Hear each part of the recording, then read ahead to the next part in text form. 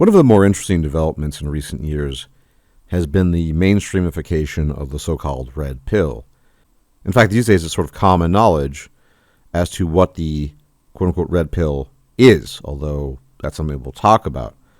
For example, you have a lot of normie streamers such as Destiny and others who get onto these chats with people such as Fresh and Fit, or even the so-called godfather himself, Rollo Tomassi, and have discussions about the red pill.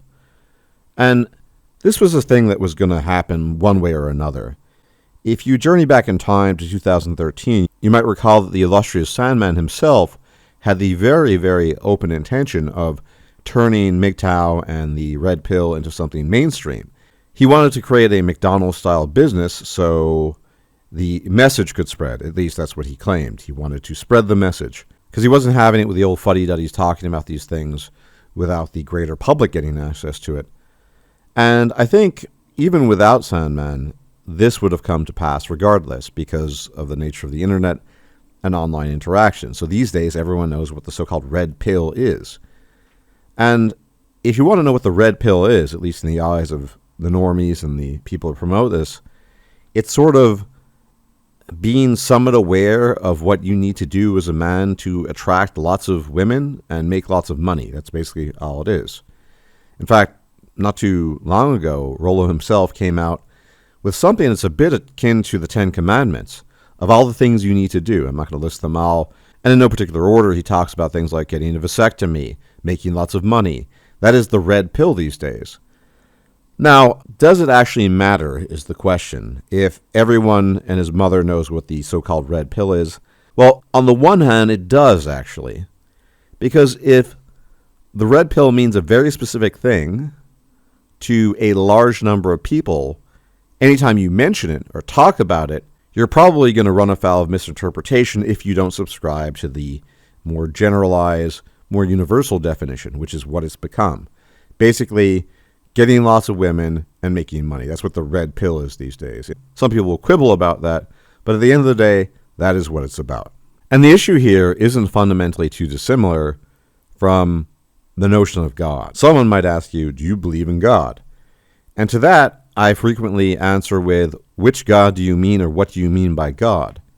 Now, it's true that I don't really subscribe to any notion of any deity, but it is helpful because, again, if you say you believe in the red pill, if you're talking to a normie, someone who's acquainted with the mainstreamified version of it, then when you say you believe in whatever it is the red pill is, in this case, making money and getting lots of girls, then that's what they're going to think about you. Now, things change, obviously. Ideas change. Even political organizations change. The Dixie Democrats of the 19th century in the United States are not the same as the Democrats of today, which is fairly obvious. If you were to journey back, say, 700 plus years to England, the word nice didn't mean nice. It meant ignorant, not knowing. And so words change too. And terms change, above all terms in this case, because the red pill is a term. Now here's my 2 cents on this matter.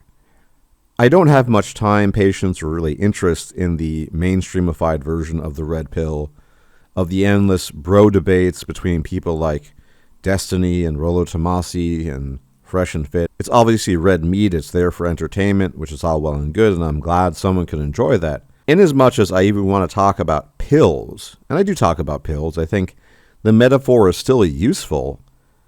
It's just that red pill has become fairly co-opted and, again, just too mainstream. But I think in essence, if we want to talk about pills in the context of male and female relations, any pill, in this case the red pill, probably in its best incarnation, simply implies that you are aware that there are profound differences, above all in psychology and behavior between men and women, and that these differences have consequences.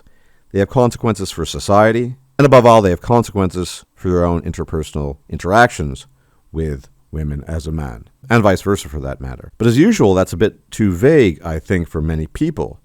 It's not as simple as get a vasectomy, make lots of money, and get lots of females, so it doesn't sell very well.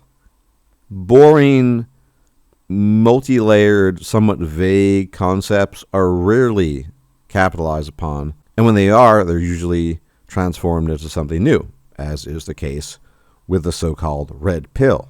So I think red pill aware, a term that the Godfather himself has used on multiple occasions in the past, is something that is valuable, but how you choose to use it, again, this is simply knowledge, right? How you make use of the knowledge of a pill is relative. If you don't think, for example, that women are worth your time, if you don't think the juice is worth the squeeze, then what the knowledge is imparting to you is that it probably is too much work, effort, and it probably will fail. If, on the other hand, you want to make use of quote-unquote red pill knowledge to acquire lots of females, to conquer the battlefield, as it were, then that's a different use. And again, to give some credit where it's due, I'm not a huge fan of Rollo Tomassi. He has historically distinguished between ideology and praxeology. And I think that's where the key difference lies these days between red pill in the mainstream, which has become an ideology, and the praxeology aspect of it, in the sense that, yeah, look, here are these things, here's what you ideally should know, and what you do with that knowledge is up to you, right? It's really about the knowledge at the end of the day. And that is not a very, how should I put it, monetizable message if you want to broadcast hundreds, maybe even thousands of podcasts and discussions online to people to keep them in the red meat loop, to keep them entertained. But in the end, it was going to happen anyway. And the only real fallout from this I see is the fact that there are people who just want to understand things and don't necessarily want to kowtow to a particular ideological bent, that nonetheless are going to do so. Because usually the people that fall for gurus, and we're talking about a lot of gurus here, from Rollo to Fresh and Fit, and even to Destiny in his own respect and manner, is they're looking for answers to something. And gurus are always all too willing to provide answers. Their answers, their way or the highway typically, but that's how they operate. So the current incarnation of the so-called red pill is great for that. Not so great if you want nuance. Not so great if you want to have a discussion about things that isn't particularly ideological, and also opens up the discussion to multiple pathways, not just one rigid thou must, thou shalt, etc., etc. That's fundamentally the problem with the red pill these days. It is too ideological, it is too singular, it is too uniform. Now, for the life of me, I don't really need to use the term red pill, or even pilled. It does, however, carry a certain oomph to it, and the metaphor is still there. The analogies between the Matrix, between Neo and other people, Morpheus, and the people trapped in the Matrix, is kind of true, because there are people out there, probably a large majority even now, who think that men and women are basically the same. Don't really think there are profound differences. Don't think that there are differences in mating strategies and behavior and psychology. These people then encounter something like the quote-unquote red pill, and all they think is a version of push yourself in order to get laid. That is the red pill for most people who hear about it. And you see this time and again online when they're criticizing. They just think these people are a bunch of numbskulls bloviating on and on about the things you need to do in order to get laid. And it's always the same cycle. Get money, get status, get laid, rinse and repeat ad nauseum. So a lot has been lost in the mainstreamification, just like McDonald's has perverted the nature of food into something that is, although edible, isn't particularly nutritious. So too is the current incarnation of the red pill as it stands today to previous incarnations, which were more nuanced, more subtle, and were not as uniform and demanding of the people who learned about the red pill as the current incarnation is. That's my take. That's my 2 cents. It's a bit sad, but as things become mainstream, these things become increasingly amorphous in the sense that they're easily shaped to a very specific format and formulation that usually plays into the interests of the people peddling a particular ideology. And that's just the name of the game. This happens in gaming. This happens in entertainment. Mainstream means more and more average. Mainstream also means easily accessible. And the details of pilling and all the psychology that goes into men and women and understanding the differences between them is on some level relatively simple, but also reasonably complex. None of this is particularly well captured in what we see today. And frankly speaking, I don't have a great deal of interest in it. I don't know if you do, but I am still interested in the nuance, in the knowledge, and what you do with that knowledge is up to you. That's the whole point, to allow men the freedom to choose with the knowledge that they acquire, rather than dictating to them from on high, thou must, thou shalt, etc., etc.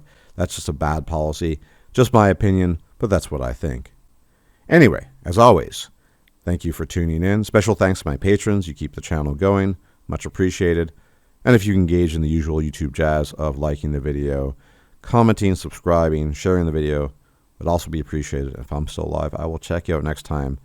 Until then, may the gods watch over you. Bye-bye. If you liked this video, please like, share, and subscribe. And if you enjoy my content, please consider making a donation or becoming a patron. Thanks for watching.